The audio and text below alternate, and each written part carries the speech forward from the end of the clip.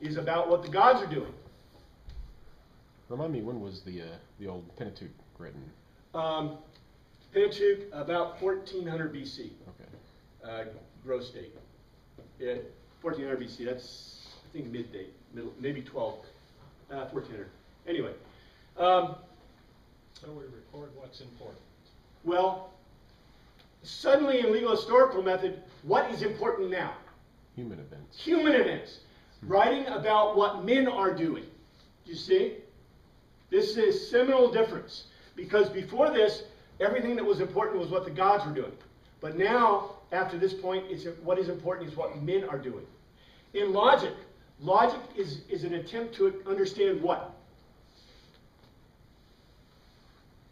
Those things that we can't see physically, that we can't know physically. Emotions, thoughts, ideas. You know, the beginning of the world, to tell us things that we don't know or can't know about, we try to determine or discern logically. So what are human beings thinking? How do they think? You know, et cetera, et cetera. So in logic, what's important? Humans. Human thoughts, human ideas are what are important. And finally, the scientific method. The scientific method attempts to do what? Prove and categorize what happens in the world. Not based in the gods, but based on what? Physical observation. Physical observation in the natural world. So, for example, like I said, if I drop this, gravity causes it to drop. If I throw it, what is that? Kinetic energy, right? Kinetic and potential energy. And I actually can do equations to figure this out. I use logic to do equations to figure out scientific method kind of stuff. So do you see the world is changing? The world is changing radically. But what happens in this world? This is the world. Do you guys pick up your newspaper? Okay, first century Greeks, first century Hebrews. You pick up your newspapers, right? Your internet, your email. Yeah. Communication. Let me give you a hard one. This is really difficult. Very difficult. Nobody reads. Nobody reads. Now hear me out. You say, well, there's books. There's scrolls. Actually, there are no books. Books had to wait to what? What caused the invention of books? New Testament. New Testament caused the invention of books. Basically, the first books are called codexes. But before codexes were scrolls, and before scrolls were, and I'll talk about that papyrus sheets, but we'll get into that a little bit. That's just fun stuff. But, okay, I have a scroll. Don't I read it? No. In the ancient world, all writing is mnemonics. Do you know what I said? In the ancient world, all writing is mnemonics. Now, how do we know that? I mean, there's an easy way to prove that. Easy way to prove it. Punctuation? Well, there are no spaces. There's no punctuation. There are no capitals. There's no separation between the words. There's no paragraphs. There's no sentences. There's no chapters. There's no verses. Get it? It's all, you know, if I were to write something down, you know, isn't it nice that I write things like this where you can actually have spaces, you know, where the words stop? But if I wrote, I am here today. I mean, you could pick that out, right? In Hebrew, take out all the vowels. Now, in Greek, we got vowels, which is great. Greek makes it easy because we got vowels. But it's all squished together because it's mnemonics. So when I want to write a letter, or when I want to send you something that I've written for you or done for you, the way it works is this. I basically, number one, even if I write and even if I read, who do I hire to do it for me? A scribe or a grammateus. In Greek it's called a grammateus. So I get a grammateus. By the way, the word scribe, scribe is, oh man, I should know it because it's the name of the group, the Hebrew group that made the, anyway. What's that? Levites? No, the group that did the pointlets onto the Hebrew. What are those guys called? Anyway, this is the thing. There's so much knowledge, out there, and I always have to look at my notes to make sure everything's copacetic. But in any case, You hire a grammateus. The grammateus comes, he could be a slave. Might even be a slave in your house, a trained slave. Because remember Plato? Plato was a trained slave, a grammateus, probably, in the house. He later earned his freedom and became basically a grammateus, writing down whose words? Socrates' words. Remember, Socrates never wrote anything of his own. It was all written by Plato. So, Plato was a slave, probably a grammateus. And it's interesting how this fits. Beautiful, right? So you're sitting on the floor in your robes and you call a grammateus because you want to write a letter. Even if you can write yourself, even if you can read yourself, you call this grammateus. The grammateus comes and he brings you different styles of parchment and vellum. Everything is written on parchment and vellum. Papyrus. Papyrus sheets. Papyrus sheets are cheap-ish. Cheap-ish. Okay, how expensive are things? The average price of a book, okay, in the 1400s, 12 to 1400s, was equal to the price of a 40-acre estate. See what I said? The average price of a book in the 12 to 1400s was approximately the price of a 40-acre estate. And yet we know that scrolls were sold in the marketplace in Athens.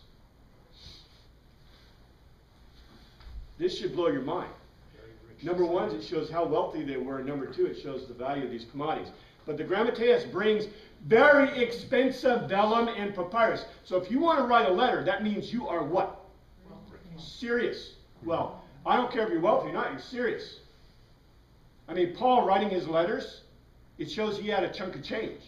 And it also showed that he was serious. Because when you're sending a letter, it's a big deal. Because that grammateus brings you this parchment, or not parchment, papyrus, and he brings vellum. Vellum is made of sheepskin, basically, you know, really skinny and pounded out. It's most expensive, it lasts the longest. The papyrus doesn't last quite as long. It's made out of papyrus, and it's kind of considered cheap. It also doesn't write very well on it. But in any case, it's not like our paper. Our paper is beautiful, it's smooth, it's great stuff. But their paper was kind of not too great. You write on it with a brush, usually. Pens will not work very well. Why? Number one, they're not invented, hardly.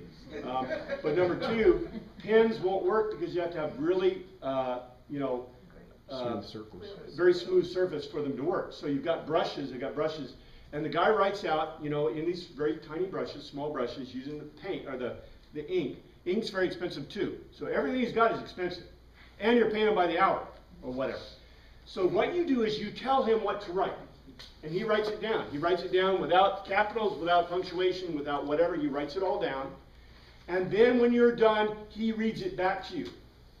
He reads the whole thing back to you, and you make corrections as he goes along. Now his work begins. He goes home, and he basically copies everything just like you said to do it. Or he may stay there, it doesn't matter.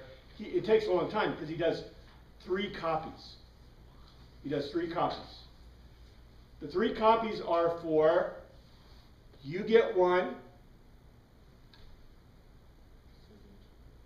he gets one, and the 3rd copy goes to the person that is going to deliver your message. So there's 4 total or 3 total? There's 3 total. You don't take your letter and put it in an envelope. Number one, there's no postal service, there's no mail service. You give it to a person. Why do you give it to the person? Because he knows what's on it. Because he has to memorize what's on it. What you do is when the guy comes back, you get your guy, your person who's going to deliver the message, and you basically read it to them, and they look at their copy, the copy you're sending. So you got your copy, they got their copy, and you basically read it verbatim, right? And they memorize. The copy they have is a mnemonic. How does the punctuation and all the, pregnant pauses and all the stuff get into the letter? It's in the orator. It's in the orator, because when that guy delivers the message, does he deliver it in the morning of the blah, blah, blah, blah, blah? It's a possibility. No, he says, well, you hope not. He says it to that group exactly how you said it. Now, in Hebrew, in a Hebrew synagogue, if we were to go to synagogue today or yesterday, we went to a synagogue yesterday, and they were reading the scrolls. The guy reading the scrolls has memorized, is supposed to have memorized what he's reading. Matter of fact, we'll get into that at some point. But he has memorized it. There are two helpers beside him. He basically has a little mark thing. He doesn't touch the scroll. The scrolls are made of vellum. He runs the scroll, or the mark, place mark, I don't know what it's called, but it's got a name in Hebraic thought. He moves it underneath the letters and reads the scroll. Who makes sure he puts in the right punctuation, the right exclamation, the right everything, and reads it correctly? No, the guys beside him. They beat him with a stick. No, they don't beat him with a stick. They basically, if you say it wrong, they lean over and say, that's, I don't know, that's whatever. They help you make sure that you are reading it properly. That's the way it works, because it's memorized. Yeah. So when kids have to memorize the Torah, Yes. they're not really memorizing word for word, they're memorizing the inflection, so when they read it, they know how to read it back. They're not standing up there looking up in the air, reciting the whole Torah from memory. No, see, that would be an apostasy if they did that. Because what is the point of having a mnemonic? Make sure you get it right. Make sure you get it right and never get it wrong. You see, that's the point. Is if you were, memorization, that's what the ancient world said. Memorization is great, but what happens in memorization? You sometimes forget stuff. So the reason writing was invented, okay, now, the earliest writing we have is what? What do you think the earliest writing we have is? Hieroglyphics. Well, what is it? What is it writing notes of? The earliest writing we have are notes. The ones we have, we think that maybe the earliest stuff was like some guy writing, I have 6 sheep. Well, the symbol tells the whole story. Well, people were keeping business lists. Like a farmer was keeping a list of the number of sheep he had, or the number of bushels of a crop. When did it become really important to keep lists like that?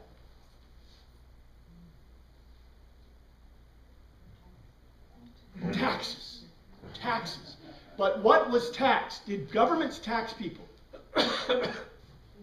No. What was the reason for taxes? The original reason for taxes. Well, we don't call it taxes, but what was the original reason for keeping track of stuff? What? For the population, the cattle. Well, remember the Old Testament. Yeah. Okay, the Old Testament. What were you supposed to do when you gave your tithe? Give it.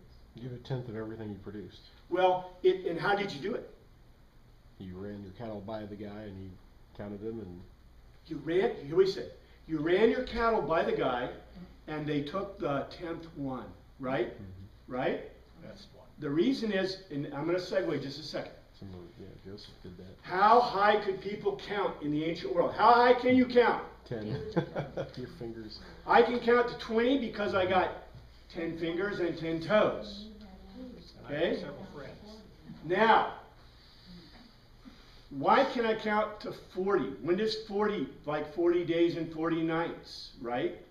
When does 40 become important? Each digit was When 2. you got married. You and your slave. Another set of hands and feet. When I want to make a transaction with someone, like a trade, how much can I count to if I have a person doing trading? 40, because I got 4 hands and 4 feet, right? We can count to 40 together.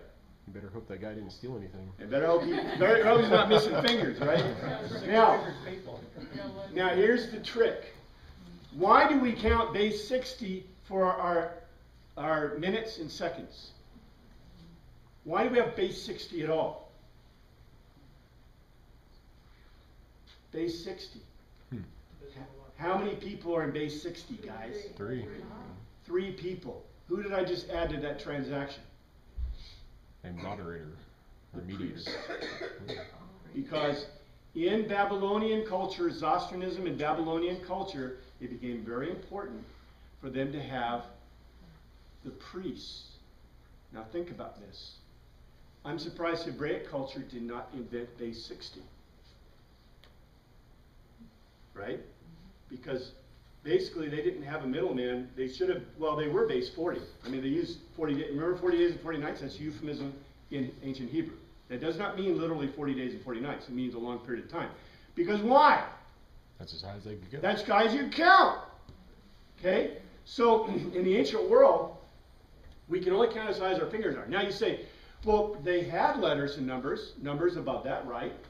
The problem is, like in Hebrew and in Roman, what did they use for their numbers? I, V, X, L. They used consonants.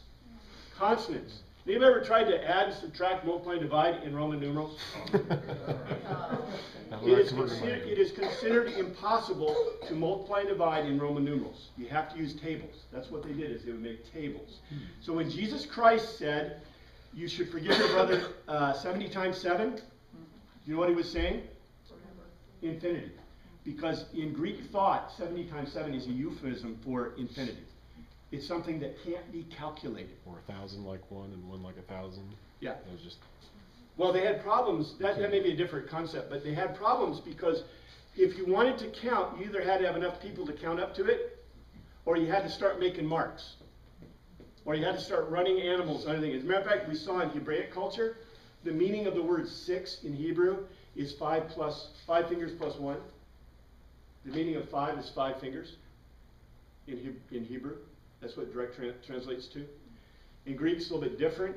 But all cultures basically, what happens as cultures mature, you know, the language generally becomes less concrete. But we'll find that Greek language is very concrete. And that's part of the neat thing about Greek. Greek language is absolutely the most concrete language ever in the world, ancient Greek. I don't know about modern Greek, but ancient Greek is. And that's what makes it such an interesting language to study. So, where were we going with this? We were talking about, when I segued out into figures and toes. We brought the scroll guy in. Messages. Okay, so if I want to do messages, how was I going into numbers about messages? But in any case, we were talking about writing, the beginning of writing. So the beginning of writing is to write down numbers for what purpose? What was the main purpose for writing down lists?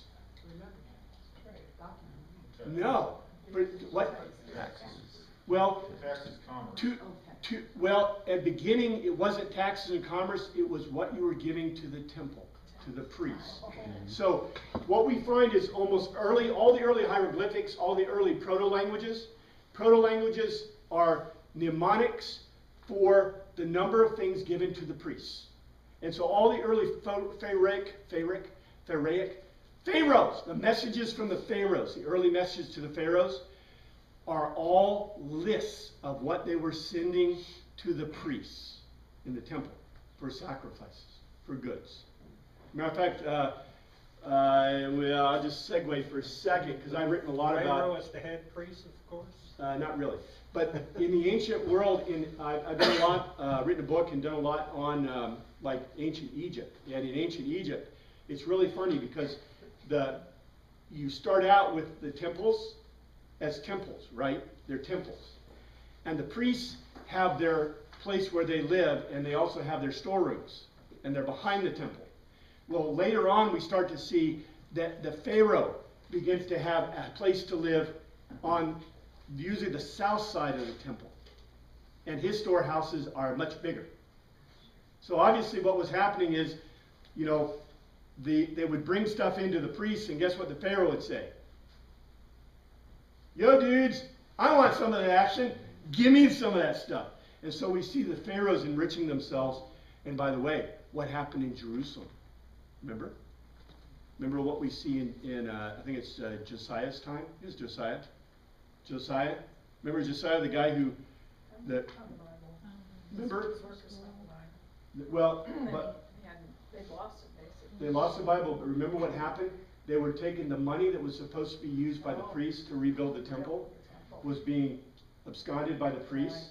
And so what they did is they began a method. At the time, they put boxes in the temple that couldn't be opened by the priests so that the money wouldn't be absconded because they were taking it, right?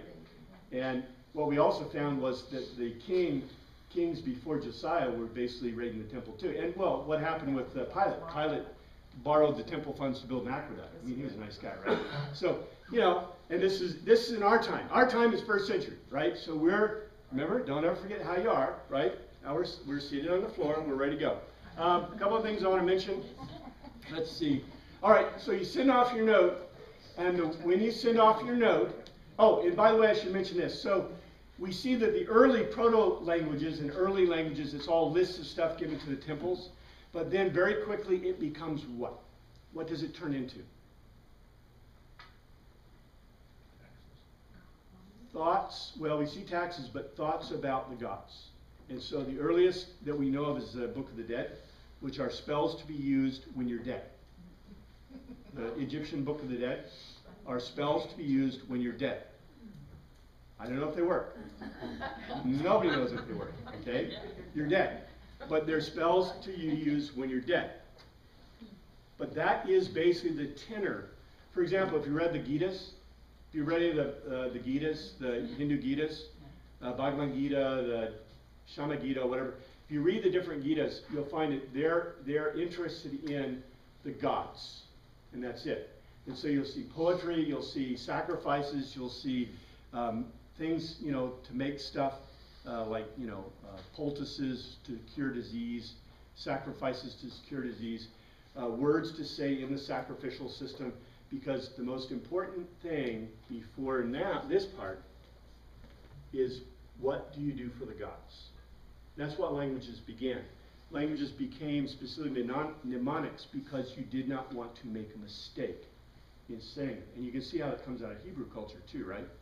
Because in the Hebraic culture, you can't make a mistake, right? The Pentateuch, the writings, the scrolls, the Torah is inviolate. And I'll get into details maybe next week about, when we talk about veracity, although I probably won't get into much Torah stuff. But in any case, so I'm sending my letter's going out, and the person takes it, brings it to the group that I'm going to give it to, and reads it aloud. Now, when I leave that letter with them, number one, how do I know it was transmitted to me? Like I'm Paul, and I'm sending this letter with Timothy, for example. Well, because I'm Timothy. And I tell you when I give you the letter, read it to you. Paul gave me this letter. Not only did he give it to me, he did what to me? He read it to me. I memorized it. I memorized this. So I give you this letter. Do you see what kind of veracity we have here? This is fantastic veracity. Because, it's unlike a book. If, like, for example, let's say you wrote a book and you just send it out, right? Well, how do I know it was your book? How do I know JFK wrote the book that he wrote? Well, we don't know. We think it was maybe a ghostwriter. How do we know that certain people wrote certain books that they claim to have written? We don't know. Ghostwritten, right? We talk about that a lot. Ghostwritten books. So, in the ancient world, the way that you knew something came from someone is the repute of the letter from the writer. And so that's the way that, okay, isn't it amazing? The Pauline letters went all over. We're going to study the Colossian letter. But the Pauline letters went out all around the world, right?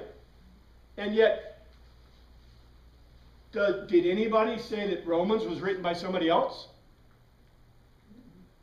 No.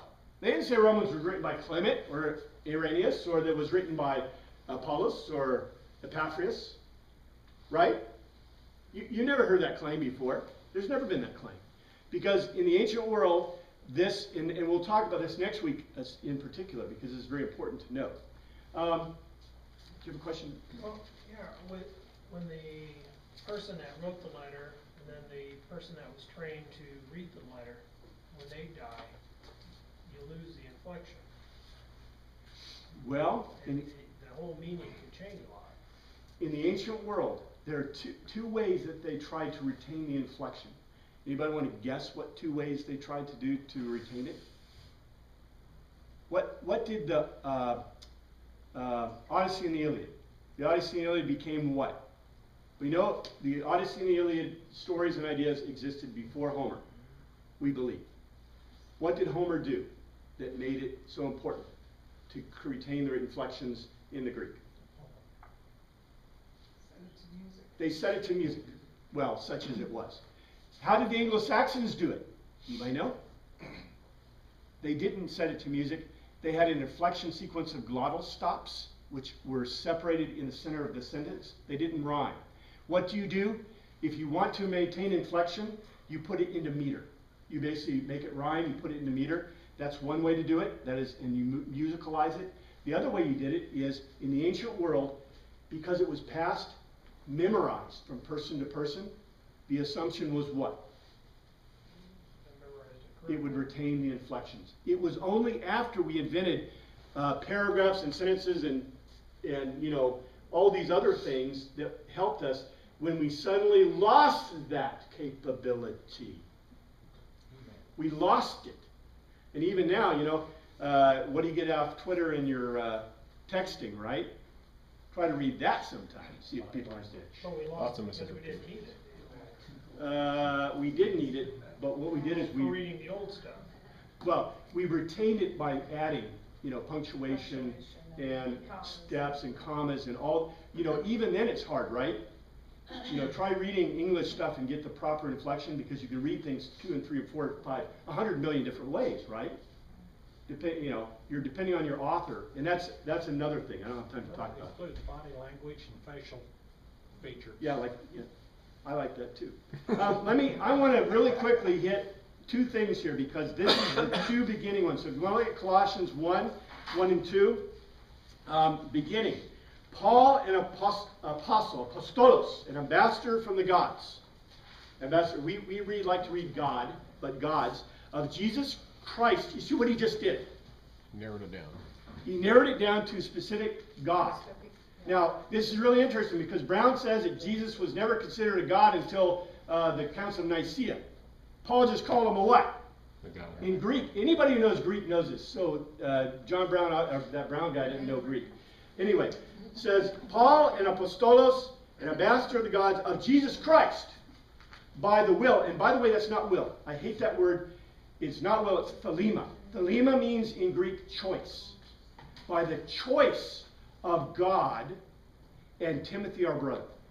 By the choice of God. The reason, I don't know why they use will in that thing, because it's not will, it's the choice. And thelema is a very strong word meaning choice in Greek. So that to me is a mistranslation. That's okay. The second one is to the hagios, to the awful. Hagios is a demigod. In Greek, a hagios, you know, we get the word hag from it. What's a hagios in Greek? If I were to call a pure hagios? Which? A Medusa, a Hydra, you know, the female that was half whatever with the wings stuff that talked to Euripides, or not Euripides, Oedipus, remember those? That's a hagios. He just called them awful. Awful is a sacred word. Hagios is a sacred word in the Greek. It literally means a demigod, and you can only be a demigod. I don't have time. What I'll do is I'll complete the introduction next week, and we'll get into the veracity of Colossians. If you'll note on the cheat sheet I gave you, the notes sheet I gave you, I have a map of where Colossae is. That's Colossae is where the Colossians was sent to. And also, look at the notes on the side. I think they're very interesting, and I'll talk about those next week too, as we look into the veracity of Colossians. Thank you, Father, for this day and for your word. We pray that you look after us this week, protect us. We thank you for your word. In your name we pray. Amen.